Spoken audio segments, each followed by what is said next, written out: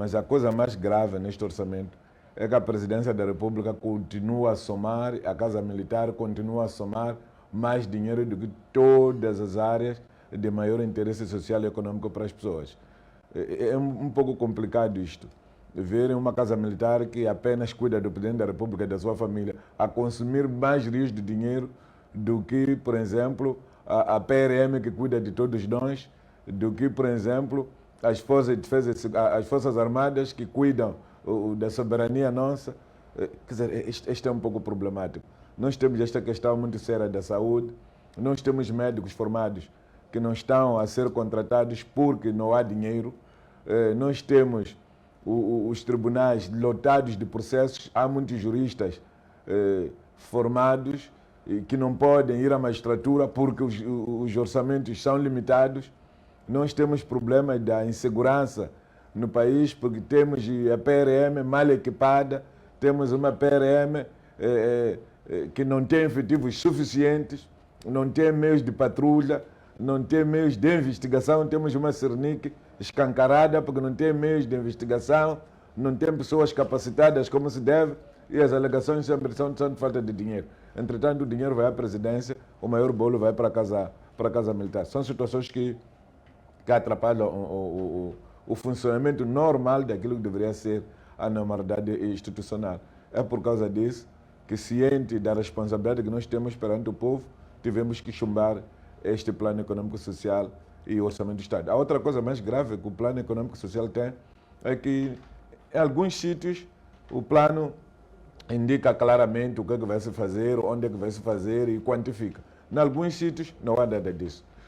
Há alguns ministros que, quando são chamados a abordarem matérias, abordam com muito respeito, com muita consciência, como é o caso do ministro da Saúde, como é o ministro dos Recursos Minerais, mas também temos um grupo de ministros muito arrogantes, prepotentes e que são os tais que têm as áreas que estão a criar problemas. A ministra da Educação tentou fazer um esforço enorme para explicar, mas o que ele explicou ninguém percebeu. Ninguém percebeu por quê. Diz que as crianças passarão a ir 2 vezes à escola por semana, para dar espaço para que... Por quê? Porque ela quer obrigar o mesmo professor a voltar a dar os 60 alunos com a mesma carga horária. Então, para ele conseguir isso, vai tirar 20 alunos, vão estudar 2 dias, outros 20 vão estudar 2 dias, que é para não pagar mais ao professor. Por quê? Porque não há dinheiro. Quer dizer, são situações muito complicadas essas. Exato. Então, se agora que as crianças vão todos os dias à escola, estão na escola de manhã até à tarde, de tarde até à noite, chumbam, não tem aproveitamento. Quem me garante que agora que só vão ir 2 vezes por semana terão melhor aproveitamento? Então estamos a brincar com coisas sérias. A tal educação de qualidade de que o engenheiro estava a falar, nunca vamos poder alcançar, porque efetivamente os estudantes estarão a ser muito mal preparados. O que se me oferece dizer em relação, portanto, ao Plano Econômico, Social e Orçamento, portanto, para 2021, é dizer que prevê-se, portanto, arrecadar, portanto, alcançar, portanto, 3,8 bilhões de dólares, portanto, em exportação de bens, portanto. E também espera-se, portanto, em termos de reserva internacional líquida, 3,2 bilhões de dólares. Mas é importante aqui referir que o que consta desse plano é que prevê-se, portanto, um crescimento de 2,1 pontos percentual, portanto, do nosso PIB, do Produto Interno Bruto, e também há todo um esforço que o governo pretende manter a inflação em um só dígito, portanto, na ordem de 5%. Portanto, isto são grandes linhas de ações contidas neste orçamento de 2021, que é bastante encorajador. E também prevê-se, portanto, 3,8 bilhões de dólares americanos em exportações e reservas internacionais líquidas, portanto, para cobrir até 6 meses de importação de bens e serviços, portanto, não fatoriais. Portanto, isto são algumas linhas que se pode ler do plano que o governo, portanto, foi apresentar à Assembleia da República. Naturalmente, como todos os anos, nós temos tido algum déficit, digamos, orçamental e o governo disse também neste plano que os déficits, espera-se suprir os déficits, por um lado, através de crédito, portanto, por três vetores. Primeiro, através de crédito, linhas de crédito. O segundo vetor seria, portanto, através de parceiros de cooperação.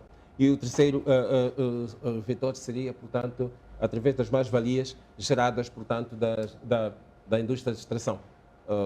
Exato. Então, isto assim, em termos muito rápidos, o que me cabia, portanto, tecer considerações acerca do Plano Econômico e Social e, portanto, do orçamento para 2021. E há um dado interessante que foi deixado de ficar, se não estou a erro, pelo Ministro das Finanças, é que o Orçamento de Estado para 2021 não vai precisar recorrer a empréstimos para pagamento de despesas correntes, não é? Principalmente para pagamento, portanto, da função pública aos trabalhadores. Verificou-se isso sim no passado, em que, por haver insuficiência lá de tesouraria, e essa banca que é para poder suprir aquilo que era necessário, que é para pagar salários. Então, mas é um dado muito encorajador também esse, em que o ministro Maliani ele diz que neste orçamento não se prevê, portanto, ir à banca, levar um crédito da banca que é para pagar salários, porque de facto, com aquilo que são as arrecadações que se espera e tal, não será necessário atingir-se, portanto, esses tais de coisas, né? Pois. Então, isto é bastante encorajador, sim. António Changa, estamos a querer dizer aqui com esta possibilidade que o Ministro das Finanças, Adriano Maliani, disse que o Orçamento de Estado não vai precisar recorrer a empréstimos para pagamento de despesas correntes, vai-se tanto assegurar nos impostos. Até que ponto esta concretização? É possível concretizar se todo o dinheiro que for arrecadado, todo o imposto coletado, for direcionado ao Tesouro e parar-se com os rombos financeiros que estão-se a fazer.